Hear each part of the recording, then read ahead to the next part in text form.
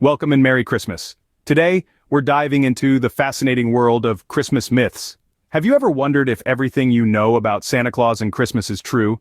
Well, get ready to have your mind blown as we debunk the top 10 myths about Christmas, so grab your hot cocoa, cozy up by the fire, and let's get started. But before we get started, let's set the stage. Why are we doing this? Well, we want to separate fact from fiction and give you the real scoop on Christmas. We've curated a list of the top 10 myths that have been circulating for years.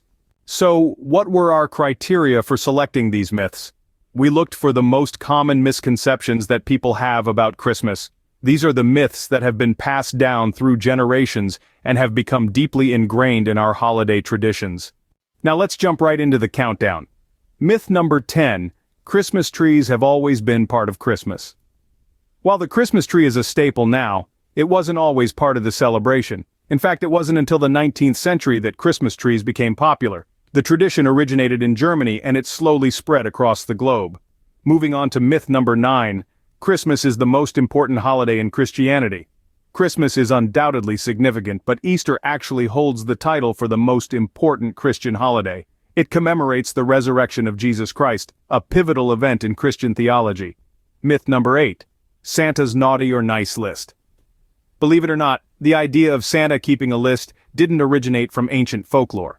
It became popular in the 1930s. The first mention of such a list occurs in the song Santa Claus is Coming to Town by J. Fred Coots and Haven Gillespie, who wrote the fun Christmas song in 1934. In retrospect, Santa's naughty or nice list has become a social practice amongst parents to incentivize their children to behave good or decently in order to receive their Christmas presents. On to myth number 7. Santa Claus has always been the same as Saint Nick and Kris Kringle. While all three names, as well as Father Christmas and others, are now widely held to reference the same jolly big man in a red suit, this wasn't always the case. Saint Nicholas was a 4th century Turkish bishop who spent his life giving money to the poor, often by secretly leaving money in people's stockings overnight. He died on December 6th and was later proclaimed a saint, making December 6th St. Nicholas Day. Around the 15th century in England, the burgeoning Protestant population transformed St. Nicholas into the drunken gift-giver Father Christmas, who, in turn, was renamed Kris Kringle in the U.S. American cartoonist Thomas Nast popularized the modern iteration of Santa Claus as a jolly bearded man living at the North Pole, and L. Frank Baum's 1902 book The Life and Adventures of Santa Claus forever etched it into the collective consciousness. But this version of Santa is only about a century old. Myth number 6. Prince Albert invented the Christmas tree. While Prince Albert, Queen Victoria's husband, popularized the Christmas tree in England, he didn't invent it. The tradition predates him by centuries. Halfway through our countdown with myth number 5, writing Christmas as Xmas is horribly insulting to Christians. Actually, Xmas has deep roots in Christianity. The X represents the Greek letter chi, an abbreviation for Christ, so it's not a disrespectful shortcut at all. Myth number 4. Boxing Day is for boxing up gifts for return. Contrary to popular belief, Boxing Day has nothing to do with boxing up gifts. It originated in the United Kingdom during the Middle Ages as the one day of the year when churches opened their alms boxes or collection boxes and doled out the money to the poor. Servants were also given this day off to celebrate Christmas with their families, having had to work for their bosses on Christmas Day. Today, the tradition persists, encompassing the act of gifting boxes filled with food and goods to those less fortunate.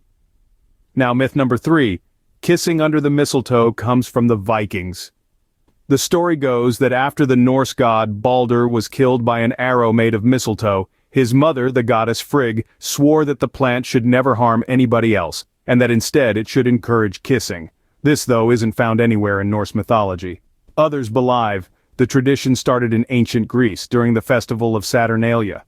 While mistletoe has ancient roots, the kissing tradition is more recent and likely originated in England during the 18th century. Myth number 2, Jingle Bells is a Christmas song. It is one of the best-known Christmas songs ever written, right?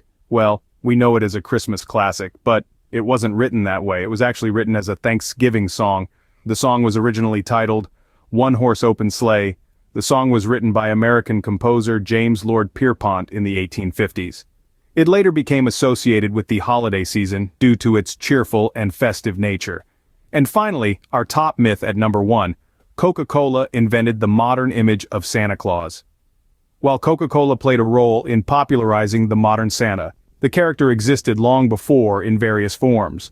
The red-suited jolly old man we recognize today has a rich history beyond the iconic beverage. In the 1930s, with the Depression slowing their sales, the company unveiled an ad campaign featuring Santa Claus guzzling down not a glass of milk, but an ice-cold Coke between present deliveries.